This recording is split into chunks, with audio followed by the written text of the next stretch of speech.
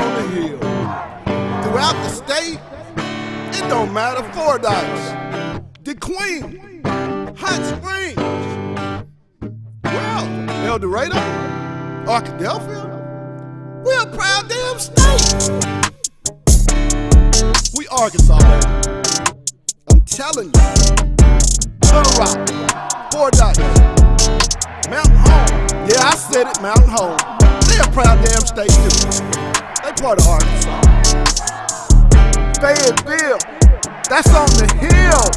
That's what they call them. I'm telling you, baby. We a proud damn state. Tell them about it. Call them. In North Little Rock, all the way over in Bryan. We go to cabin. Let's get to low note. But we can't leave out all them little towns like Wynn, West Helena, West Memphis. They part of us too. Cause you know what? I said it, I'm gonna tell you again. We are proud damn state. Now let's spell the letter and let's remember what we're talking about. Here we go. We start with A, R, K. The other three.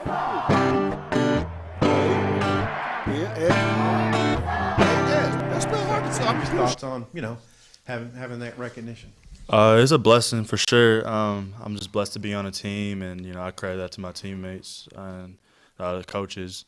And I'm just looking forward to the season and getting it going, but not really gonna put too much eye on it. I got bigger goals, and that's team goals more, and I'm just putting that forward. So I'm liking what I see so far from the team, and it's honestly a blessing. And I'm just glad that they picked me to be on it, but not really gonna pay too much mind to it. Just gonna keep my eye focused on a goal, and that's winning games, and just doing everything I can to make the team better. Jaquela, good to see you. Sir, good to see you too. You've been practicing like everybody else for the last couple of years, but you're finally gearing up to being able to play. What's that like to actually see that in your future and not just like going to scout team or something? I mean, coming in last year, I knew I had to sit, so it wasn't that big of a deal. I just tried to use every opportunity to better my game and just work on the things that I needed to improve on. But I mean, now that the time's here, I waited a long time for this moment. So I mean, it's just.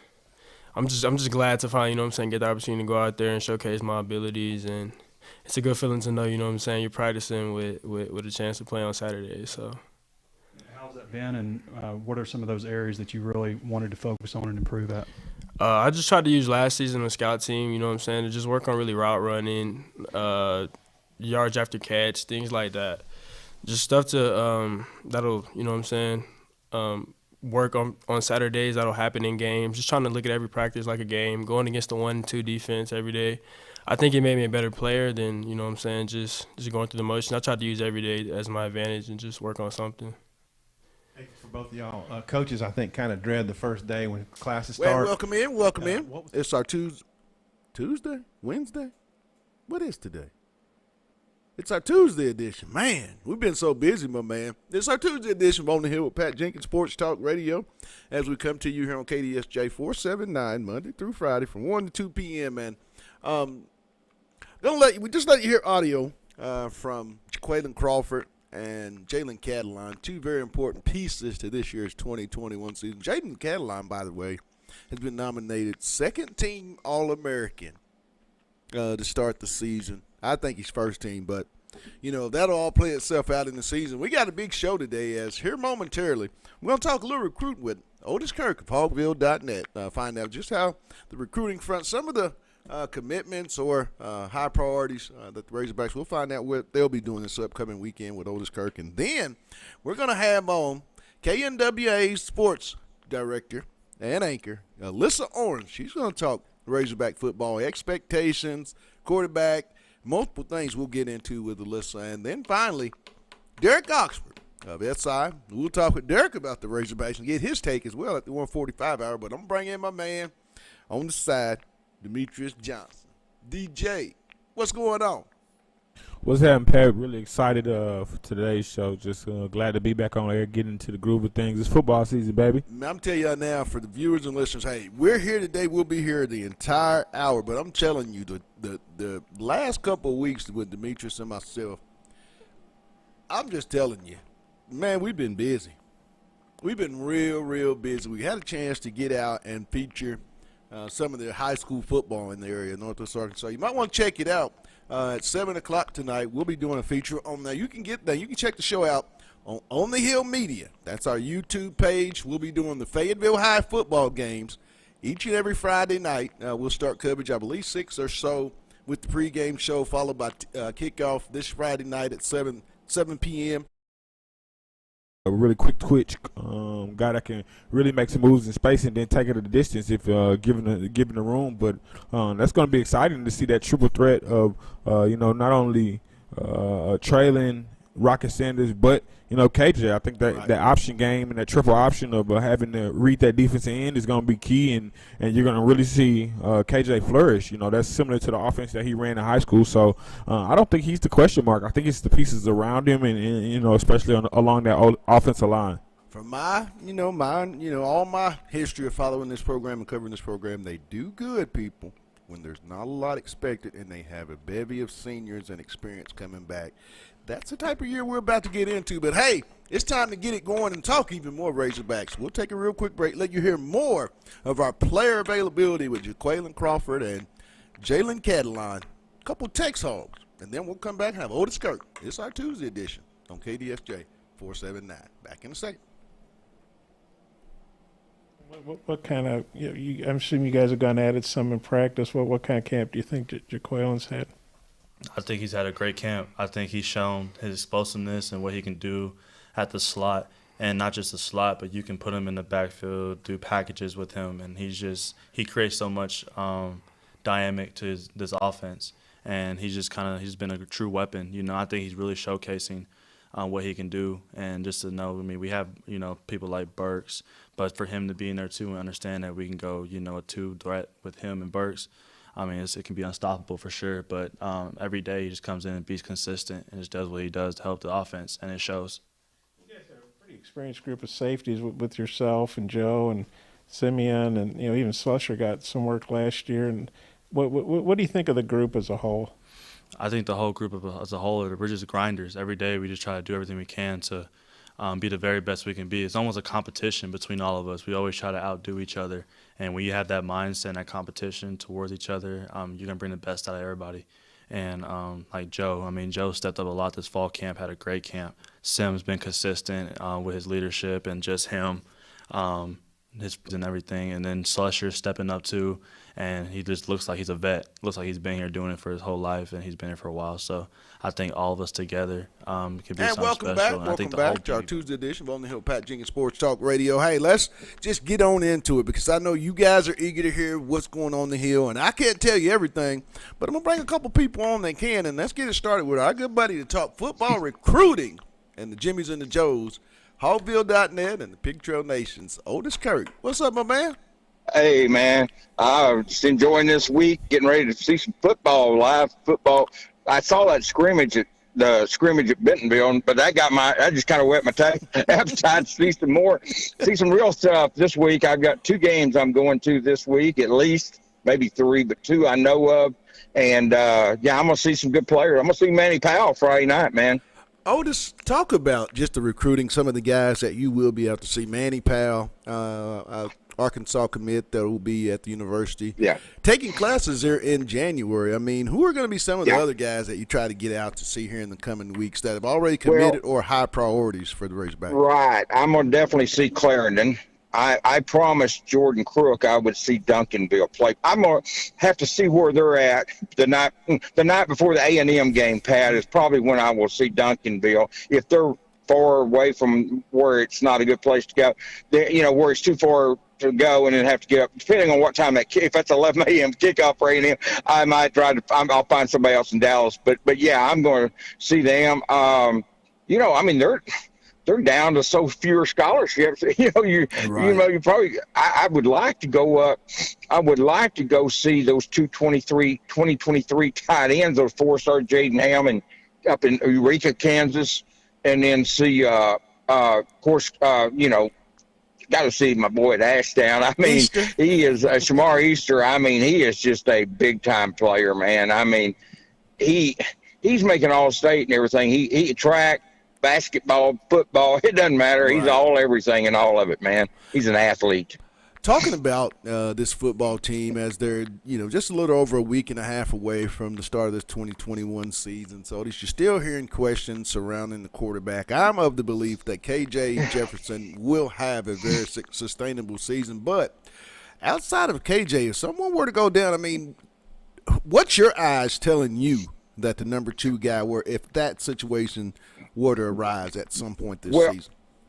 Well, it would be Malik Hornsby right now. Now, could he maintain that? I mean, I tell you what I've seen, and it's very limited time. You know how much time we get over there, Pat. Right. We don't get much. I mean, people write depth charts and do all that crap off that. They're just kidding people. I mean, you don't know that stuff in 15 or 20 minutes, and so I don't try to BS the people. But what I've seen, Cade Renfro and Lucas Coley, man, I tell you what, I like what they're doing as much as I like what I've seen from Hornsby. I mean, just to be honest. Now, in fairness to Hornsby and even some of the criticism of KJ Jefferson, you got to remember these kids run, and they're not getting to run in those protected jerseys, you know. And I'm telling you, KJ can run over some people. That's a big kid. And listen, I don't have any doubt that KJ can get the job done. Now, I may be dead wrong. If I am, I'll come on here and say I'm wrong. But I have no doubt that I'm going to tell you what impresses me more about KJ than even what he does on the field. You know how quick kids get in the transfer portal now, Pat? Right. This kid stayed here 2 years behind grad transfer quarterback. 2 of them 2 years ago and 1 last year. And probably only one of them, Felipe, was better than him, But he stayed. He didn't get in the transfer portal. And not only that, let me tell you, in Game 9 last year, I always want to say Game 11 because you keep thinking it's next to last game. But in Game 9 last year, Felipe had rib injuries from the LSU game. KJ didn't only step in. Right. He showed his attitude by being ready to play when his number was called. And you don't see that in every quarterback. We know that, Pat. We've seen how quick some quarterbacks transfer out, not just Arkansas, but all places. And for KJ to stay here and be ready to play when he got the chance, that reminds me of a Drew Morgan or somebody, I mean, but Drew wasn't a 4-star like KJ. KJ was a 4-star kid, and it would have been very easy from out of state too. He wasn't from Greenwood. He's from out of state. I mean, it would be easy for him to just say, "Hey, I'm tired of this," But no, I think he'll be fine, Pat. Looking at the offensive line, Otis, I mean, let's just cut through the chase. Let's be as real as we can be about that position. How much more or how sooner will it be before that big monster that wears number 53 and Big Tykees Crawford, he's going to take over the right spot? Because every time I've had the opportunity to go out to the practice field, Otis, this kid just moves with such grace on the field. I mean, he's one of the more impressive offensive linemen that I've had the privilege of seeing on that field. Charlotte and started some games over there as a true freshman. I think he's just been a little inconsistent at times. I know he got hurt or a little out of shape last spring. I'm not sure exactly what all was wrong. I know he got crossways with Coach Davis last spring and didn't practice a lot. And so, but I think right now,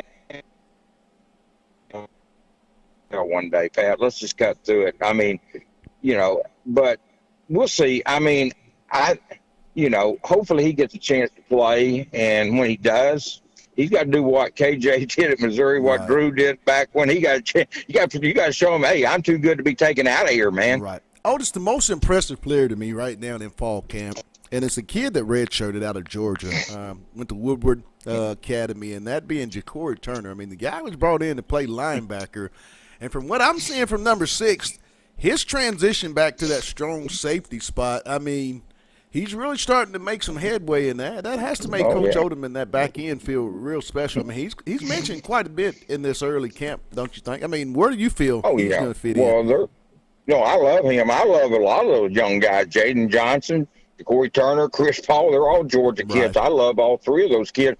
I thought last year, they're going to lose some guys. They may lose Catalan after this year. He could go to the NFL. This is his third season, so he's eligible. And I'm not trying to start a rumor. I have no indication from Jay that he's going. I'm just saying it's always that possibility is always out there when they're eligible. So that's all I'm saying.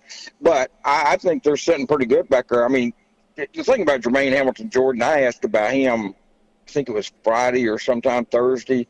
When we had Coach Odom. Right. I even asked about him because it was just, I hadn't heard anything about him. He was a kid that we knew was going to have he was an undersized linebacker in high school, and he's going to be a safety here. And we knew he was probably going to have to get in the weight room and get bigger and stuff. But he'll be a player when he gets a chance. But I love all those guys. Jaden Johnson's a man back there. As you said, Turner. I mean, it's not just the upperclassmen there. They've got some younger guys that are really playing well. How surprised are you as a whole about the offensive and defensive lines? Well, then what I mean by that is by the growth, physically and just the experience. And it seems like you're getting that both, lines of scrimmage are starting to really, really push one another and do that, that iron sharpening iron, and you see really, really solid competition. Well, that's it. And it's sure the super senior deal helped, and the transfer portal helped, especially on the transfer portal on the defensive line. Of course, it brought in Ty Keystone on offense, but the defensive line, it probably made the difference there. But no, when they had this super senior deal, and these kids got to come back, the defensive line, I know everybody says they lost 2 players. They lost 3. Let's be honest. The defensive end that had some issues was a pretty dang good player, know. So, but I mean, they brought in 3 to replace those guys, and then that's not even counting Solomon and Cam Ball, and Jay and the defensive lineman from junior college. Good point. That's not even counting them. But here's the deal, Pat. I think for the first time in a long time, to answer your question, they've got depth on both lines now. And so if you're not getting the job done or you get hurt, you may not get your job back, man. Because I mean, there's some competition out there right now. I mean, guys that started 2 years ago, like Soley, I don't even know if he's more than 13 right now, and that's not a knock on Solely, but it's I'm just telling you what I see out there. And when you talk to the coaches, that's what you hear. You hear this guy, that guy, Eric Gregory, this guy, that guy. Trey Williams. You hear all these names. You don't hear Solely, and yet he started some games 2 years ago. Even last year. So I mean, this is what you're up against on that defensive line, and offensive line. You better buy in, and I'm not saying he didn't buy in. I'm just saying you got to buy in, and you got to be ready to play because if you get in, there's going to be somebody waiting to take your spot. Just like we can talk about Dalton Wagner. Hey, Keith Crawford, Marcus Henderson are sitting right there breathing down his neck. You got to tell me that's not going to make Dalton Wagner and all 3 of them kids better, Pat? That's going to make them all 3 better. Well, we got about a minute and a half left. Last question. Most impactful defensive lineman for the 2021 season, in your opinion, is who? Okay, the most impactful defensive lineman. I'm going to go. Can I say Williams? Because that's got me Zach and Trey Williams. Yeah. His name's going to be Williams. I'm going to leave the first name off. And that way, if it's either one, I've got 2 chances of being right, which means I'll probably be wrong twice. No, I'll tell you what, though. No, seriously, maybe Eric Gregory. It would not surprise me if it's Eric Gregory, but I'll stick with the Williamses. But they're, I mean. Otis, I'm a big Eric Gregory guy. I am too. I mean, that kid, he can play all 4 positions, Pat. That's the thing about Eric Gregory. He can play all 4. Well, Otis, that's what separates you. Thanks for taking time, my man. Hey, next Friday we start the A, and you know what segment we got you on because we got to get back to those picks. You ready? Okay. I'll see you Friday night if I don't see you before then, Pat. All right. Thanks for taking time, my man. You bet. Anytime. That was Otis Kirk of Hogville.net giving us his take. Hey, listen to more player interviews, and then we come back. Hey, it's the Pig Trail Nation's own Alyssa Orange. She's up next, talking Hogs. It's the Tuesday edition on KDSJ 479. Jaquaylin, I know everyone was disappointed last year when the bowl game got canceled, but I guess there was a funky rule change where you were actually going to get to play in that game. So what were the emotions like for you, knowing that you were going to get to play and then having the game canceled like it was? I mean, it was a bummer just because I think of how it happened. I got cleared earlier in the week, so I got to practice with the team for a couple practices, and I was feeling good, starting to get in back in that mode, game mode, and I was just really excited to go out there and just just showcase what I could do and bring to this offense. And the crazy thing about it was we were all dressed and ready, and we were about to leave for the airport in about an hour, and then we just had a team meeting and everything got canceled. So it was just kind of weird how it happened with us so close to leaving for the bowl game. But, I mean, everything happens for a reason. So I don't look at it as a bad thing. Obviously, I wish I would have got to play, but it was out of my control. So. Some of the fastball starts, we've seen you going with the ones. I'm just wondering what it's been like, what the feel has been like for you working with KJ in that group.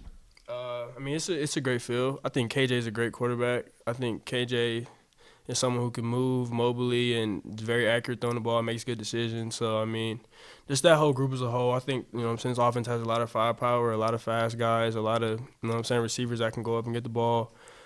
And, a lot of great backs. So, I mean, just that whole group is amazing, and we work good together, and there's a lot of interchangeable parts. So, I mean, I feel like we're deep at every spot, and, KJ is a great leader behind center. So, Coach said that I believe that KJ probably didn't play a whole lot in the scrimmage, and Malik played a good bit, and I assume you played against him. Probably you might have faced him some. I don't know. You might have been pulled out a little bit too. But what have you all seen from Malik, what he can bring to the table? Just the scrimmage alone, I think he had maybe 2 big runs, maybe like 60 yards plus. So he's a guy who, if you let him get in the open field, he's electric, and he has a cannon. He can throw it as far as anybody, as hard as anybody. He can put balls in tight spots. I mean, he's a guy who has what it takes, and can be a really big weapon in this offense. I think he has a really, really bright future.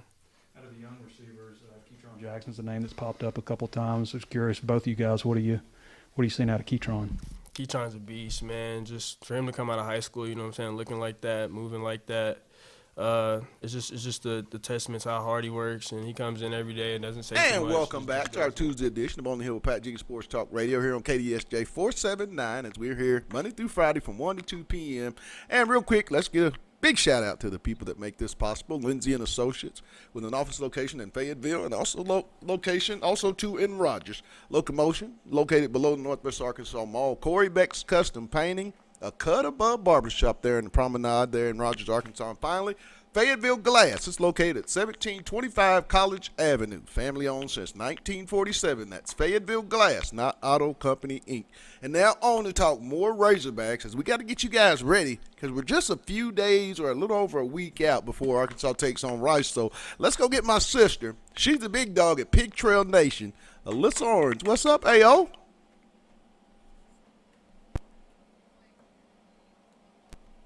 Basketball season is upon us.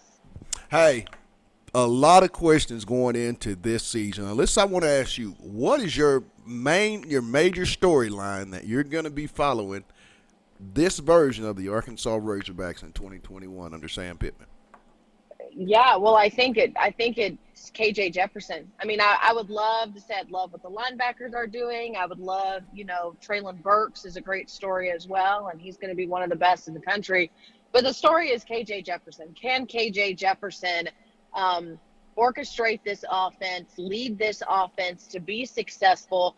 And they're not going to be successful if he's not. And so it starts with him. Does he have the leadership skills? And I believe that he does. He's got the belief in the locker room, which is what we're being told. And I think he learned a lot about what it takes to be the guy under Felipe Franks a year ago. And so, again, he has got to